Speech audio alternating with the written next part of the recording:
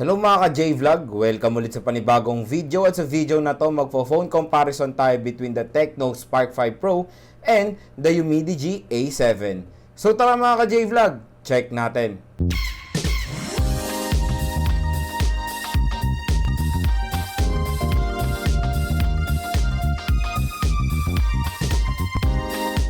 Shoutout nga pala kay John Marcus Teves, kay Michael Sasan, kay Marjorie Magaway, kay TJ Obayas, kay Raymond Comawas, kay Lian Octaviano at kay Ronalvin Cubertas.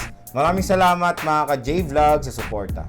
So si Tecno Spark 5 Pro ay meron dalawang variants dito sa Philippines. Yung unang variant niya ay merong presyo na 5,999 pesos or almost 6,000 pesos na merong 4GB RAM at 64GB internal storage. Tapos meron pa siyang isang variant, yun nga yung 4GB RAM at 128GB ang internal storage. At merong presyo na 6,999 pesos or almost 7,000 pesos. Doon sa previous review ko dito sa Tecno Spark 5 Pro, nabanggit ko doon na isa lang yung variant niya. Pero nung chinek ko siya ngayon, sa official store niya sa Shopee, nagkaroon na siya ng isang variant at yun yung 4GB RAM at 128GB ang internal storage. And si Umidigi A7 naman ay merong 4GB RAM at 64GB internal storage. At ang presyo niya, nung chinek ko siya ngayon sa Lazada, ang original price niya ay 7,090 pesos. Pero mabibili nyo na lang siya ngayon ng 4,589 pesos. So paiba-iba yung presyo nitong si Umidigi A7. So sa ngayon, mas mura si Umidigi A7. So mga ka-J-Vlog, share ko lang sa inyo yung mga advantages sila sa isa't isa. So unahin muna natin dito kay Tecno Spark 5 Pro number 1 sa kanyang screen size. Mas malaki yung screen size niya dahil meron na siyang 6.6 inches compare kay Umidigi A7 na meron 6.49 inches. Number 2, meron na siyang punch hole display. So mas maganda yung position ng front camera ni Tecno Spark 5 Pro. Nasa upper left corner na siya at hindi na siya notch. Meaning nito, meron na siyang full view display at mas may enjoy na natin yung viewing experience natin dito pag naglalaro or pag nanonood ng movies. Sa battery, based to sa aking game test mga ka-J-Vlog dito sa Tecno Spark 5 Pro and Umidigi A7, mas maganda yung battery performance ni Tecno Spark 5 Pro and mas malaki kasi yung battery capacity niya dahil meron na siyang 5,000 mAh non-removable battery compare kay Umidigi A7 na merong 4,150 mAh. Pero yun nga, tulad ng sinabi ko sa inyo, based on my observation, mas matagal malobat si Tecno Spark 5 Pro. So mga J-Vlog, yung mga napansin ko advantages si Tecno Spark 5 Pro dito kay Umidigi A7.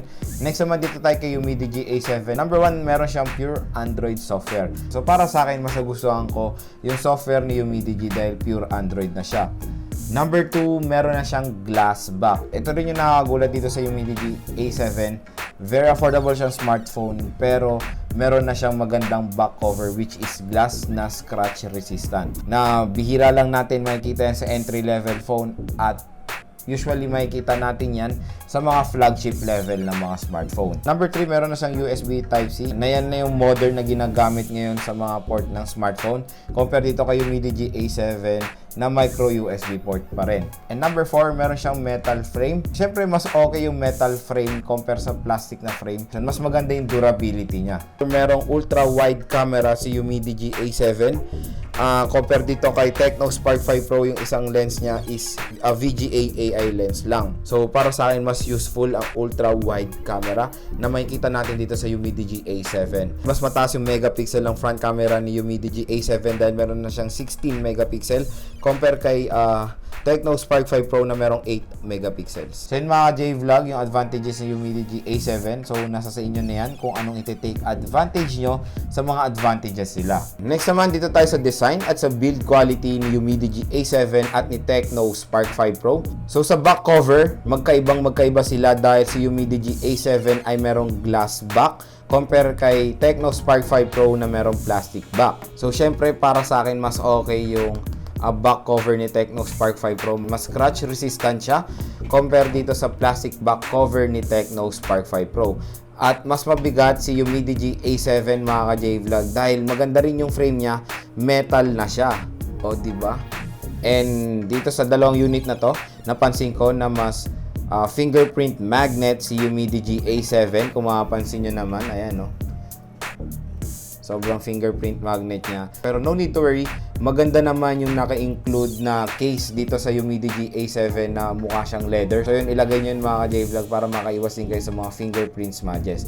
And huwag kayo mag-alala, maganda rin ang free case ni Tecno Spark 5 Pro na si Maring Jelly case pero may design. So maganda yung libreng case ng dalawang entry-level na smartphone na to. And pagdating sa kulay, syempre mas maganda yung kay Tecno Spark 5 Pro kasi meron siyang gradient color. So para sa akin, mas eye-catching yung kulay ni Tecno Spark 5 Pro. And sa unboxing video ko, ito rin talaga yung napansin ko dito sa smartphone na to. At merong effect ang kanyang back cover na pag tinitit nyo sa light, ayan, lumalabas. Ayan, ang ganda oh.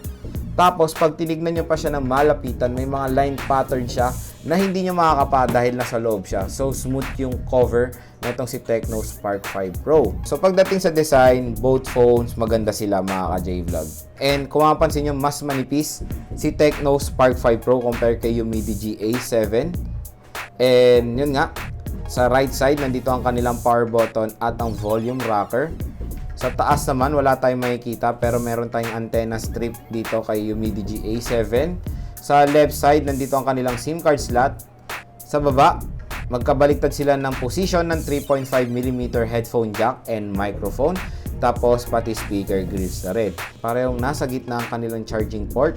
Pero kay Umidigi A7 ay USB Type-C at kay Tecno Spark 5 Pro ay micro USB port. Sa likod naman, both phones nasa upper left corner ang kanilang quad rear camera at parehong nasa gitna ang kanilang fingerprint scanner. Pareho silang merong quad rear camera. Dito kay Tecno Spark 5 Pro meron siyang 16 megapixel main camera na merong f1.8 aperture. Meron siyang 2 megapixel macro lens, 2 megapixel depth sensor at VGA AI lens. Tapos dito naman kay Umidigi A7, meron siyang 16 megapixel main camera na merong f1.8 aperture, 8 megapixel ultra wide, 5 megapixel depth camera and 5 megapixel macro lens. Sa front camera naman, si Tecno Spark 5 Pro ay merong 8 megapixel f2.0 aperture with dual LED flash. And kay Umidigi A7, meron siyang 16 megapixel f2.0 aperture. Both phones capable sila ng 1080p video recording at 30 frames per second.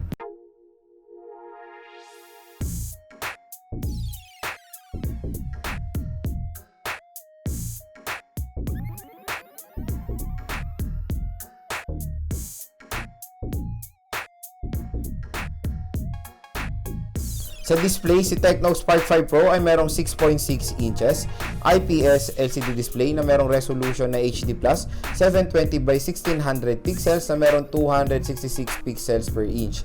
And meron siyang punch hole display.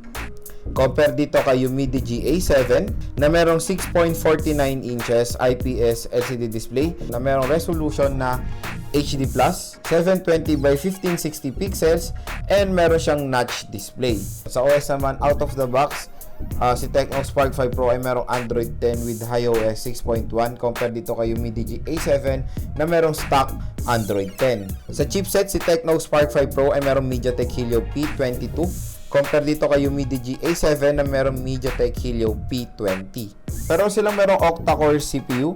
Pero dito kay Tecno Spark 5 Pro meron siyang up to 2.0 GHz compare dito kay Umidigi A7 na up to 2.3 GHz. Sa GPU naman, si Tecno Spark 5 Pro ay merong PowerVR GE8320 compare kay Umidigi A7 na merong Mali T880. Sa RAM, both phones pareho lang sila na merong 4GB RAM. At sa internal storage, dalawa yung kay Tecno Spark 5 Pro, meron tayong 64GB at 128GB.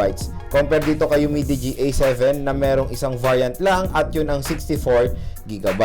Pero good news, both phones expandable naman ang kanilang storage via micro SD card. Si Umidigi A7 ay merong USB Type-C compare kay Tecno Spark 5 Pro na merong micro USB port. So mas maganda syempre ang port ni Umidigi A7. Sa biometrics, pareho lang sila na meron dalawa, face unlock at fingerprint scanner. Si Tecno Spark 5 Pro ay merong 5,000 mAh non-removable battery compare kay Umidigi A7 na merong 4,150 mAh non-removable battery. So mga ka-J-Vlog, nandito tayo sa conclusion ng video. Para sa akin, napakasulit ng dalawang smartphone na to. Yung paniguradong sulit na sulit ang pera nyo. Alinman sa mga phones na to ang bibilin nyo. Dahil sa specs pa lang na mo-offer nila sa kanilang price segment mga ka-J-Vlog, sobrang worth it na. Alam ko na medyo outdated ang mga processor nitong si Tecno Spark 5 Pro and Umidigi A7. Pero yun nga, tulad sa sinabi ko sa mga previous video ko, hindi naman kasi lahat ng tao tumitingin sa specs at hindi naman lahat ng tao ay gamer. Yung iba kasi sa atin, syempre pag bumibili ng smartphone, tinitignan nila ang presyo and of course yung RAM at internal storage. So doon pa lang sa aspect na internal storage and RAM, panalo na sa puso nyo itong si Tecno Spark 5 Pro and Umidigi A7. Sa tanong naman kung sino mas maganda sa dalawang smartphone na to, based dun sa aking advantages, mas marami ako napansin na advantages ni Umidigi A7, lalo na nagustuhan ko yung build quality ni Umidigi A7 dahil biruin nyo yung frame niya ay metal tapos yung back niya pa ay glass. Bihira lang natin makikita yung ganyang material na ginamit sa isang entry level phone, yung metal frame and glass back. Usually nga makikita natin yung ganitong build sa mga flagship phones. At yung mga karamihan nga na lumalabas sa mga entry level phones, ang kanilang back cover and frame ay gawa sa plastic material. And kung namimili kayo between the Tecno Spark 5 Pro and the Umidigi A7, sana makatulong yung mga sinabi kong advantages sila sa isa't isa. Kasi nasa preference nyo yan mga ka-J-Vlog kung anong iti-take advantage nyo. So yun mga ka-J-Vlog, yung phone comparison ko sa mga sulit na entry-level phones ngayong 2020, ang Tecno Spark 5 Pro and the Umidigi A7.